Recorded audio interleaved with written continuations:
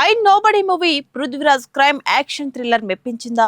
మలయాళం నటుడు పృథ్వీరాజ్ సుకుమారన్ కీలక పాత్రలో నటించిన తాజా చిత్రం ఐ నోబడి ఎలా ఉంది? ఎలాంటి థ్రిల్ పంచింది? మలయాళంలో వరుస చిత్రాలతో అలరిస్తున్న నట దర్శకుడు పృథ్వీరాజ్ సుకుమారన్ ఆయన ప్రతి చిత్రం తెలుగులోనూ విడుదలవుతుంటుంది. ఇప్పుడు మరో సరికొత్త కథతో ప్రేక్షకుల ముందుకొచ్చారు. ఐ నోబడి అంటూ ఆయన నుంచి వచ్చిన ఈ క్రైమ్ యాక్షన్ థ్రిల్లర్ ఎలా ఉంది? ఎలాంటి వినోదాన్ని పంచింది? కథ ఏంటంటే I nobody movie story Rajeev Prithviraj Sukumaran ఓ ప్రభుత్వ ఉద్యోగి, భార్య మీరా పార్వతి తిరువోతు, ఇద్దరు పిల్లలతో కూడిన ఓ మధ్య తరగతి కుటుంబం ఓ బ్యాంకులో జరిగిన దోపిడీ వ్యవహారంలో తన ప్రమేయం లేకుండానే చిక్కుకుంటాడు. ఆ తర్వాత నేరం చేసిన వ్యక్తులు చనిపోయినా అందులో దోపిడీకి గురైన డబ్బు విషయంలో మాత్రం అందరి వేళ్లు రాజీవ్ని చూపిస్తాయి. పోలీసులు అతన్నే అనుమానిస్తారు. అతని వద్దే కోట్ల కొద్ది దోపిడీ సొమ్ము ఉందనే ప్రచారం మొదలవుతుంది. అసలే సోషల్ మీడియా యుగం. ఆ దోపిడీ వ్యవహారం కాస్త వైరల్ అయిపోవడంతో రాజీవ్ ప్రశాంతత కోల్పోతాడు. డబ్బు కోసం కొంతమంది అతన్ని భయపెడితే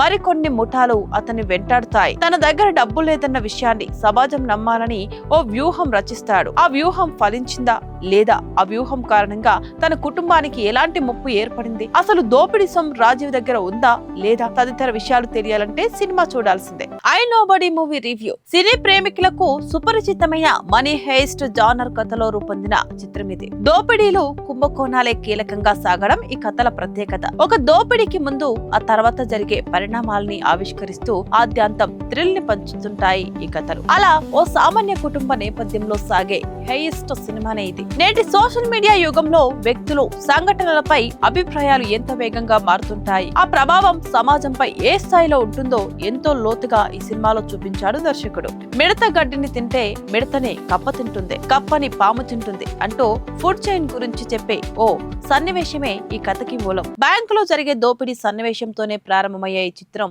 నేరుగా ప్రేక్షకుణ్ణి కథలో లీనం చేస్తుంది. ఆ తర్వాత పాత్రల పరిచయంతో కూడిన కొన్ని సన్నివేశాలు కాస్త సాగతీతగా అనిపించినా దోపిడీ సొమ్ము హీరో దగ్గర ఉందని అందరూ అనుమానంగా చూడటం, అతడిని రకరకాలుగా ఇబ్బందులకు గురి చేయడం, ఆ నేపథ్యంలోని సంఘర్షణ సినిమాని ఆసక్తికరంగా మార్చేస్తుంది. ప్రతి పాత్రలోనూ వ్యతిరేక ఛాయలు కనిపిస్తూ నిజమైన సంఘటనకు మనం ప్రత్యక్ష సాక్షులం అనిపించేలా అనుభూతిని గుర్తు చేస్తుంది ఈ సినిమా. యాక్షన్ ఘట్టాలు అత్యంత సహజంగా సాగుతాయి. ముఖ్యంగా అపార్ట్మెంట్ లో లిఫ్ట్ లో ఫైట్ చిత్రీకరణ చాలా బాగుంటుంది. దోపిడీ సొమ్ము ఎక్కడుందో సస్పెన్స్ అయిన ఓ పోలీస్ పసిగట్టడం, చిన్నారి డబ్బుతో ఆడుకోవడం తదితర సన్నివేశాలు మూవీని మరింత రక్తి కట్టిస్తాయి. విరామం తర్వాత కొంతవరకు పర్వాలేదనిపించినా ఆ తర్వాత సినిమా గాడి తప్పుతుంది. హీరో కిడ్నాపాట మొదలు పెట్టడం, అసలు కథకు మరిన్ని ఉపకథలు తోడవడంతో ప్రథమార్థం ఎంత సహజంగా అనిపిస్తుందో ద్వితీయార్థం అంత నాటకీయంగా అనిపిస్తుంది. చాలా సన్నివేశాలు వాస్తవ దూరంగా కాస్త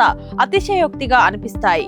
మరోవైపు అడుగడుగునా కనిపించే మలయాళీ సైనింగ్ బోర్డులు, అక్కడి పేర్లు, అదే భాషలోని పేపర్ కటింగ్స్ కథలోని కీలక విషయాల్ని తెలియజేసేవైనా సరే ఇతర భాషల్లో వినిపించే పాటలు తెలుగు మూవీ చూస్తున్నామన్న అనుభూతిని పంచవు. అయితే ద్వితీయార్థంలో కథలో చోటు చేసుకునే మలుపులు మాత్రం థ్రిల్ ని పంచుతాయి. ఇందులో ఉన్నది కొత్త కథేమి కాకపోయినా కథనంతో రక్తి కట్టించే ప్రయత్నం చేశాడు దర్శకుడు. వాస్తవికతకు పెద్దపీట వేస్తూ సన్నివేశాల్ని మలిచిన విధానం ఓ సరికొత్త అనుభూతిని పంచుతుంది. ఎవరైనా చేశారంటే I nobody movie cost and crew. కథానాయకుడు పృథ్వీరాజ్ సుకుమారన్ తన పాత్రలో ఒదిగిపోయారు. ఓ మధ్యతరగతి భర్తగా, తండ్రిగా సహజంగా కనిపించాడు. ఆయన చేసిన యాక్షన్ సన్నివేశాలు ఈ సినిమాకి హైలైట్. అయితే ఆరంభం నుంచి చివరి వరకు ఆయన హావభావాల్లో పెద్దగా మార్పేమీ ఉండదు. పార్వతి తిరువోతు కూడా భార్యగా, ఇద్దరు పిల్లలకు తల్లిగా సహజంగా కనిపించారు. ఆమె పాత్ర కూడా వ్యతిరేక ఛాయలోనే పరిచయం అవుతుంది. రెగ్యులర్ గా కనిపించే కథానాయకులకు భిన్నంగా ఉంటాయి ఇందులో వాళ్ళ పాత్రలు.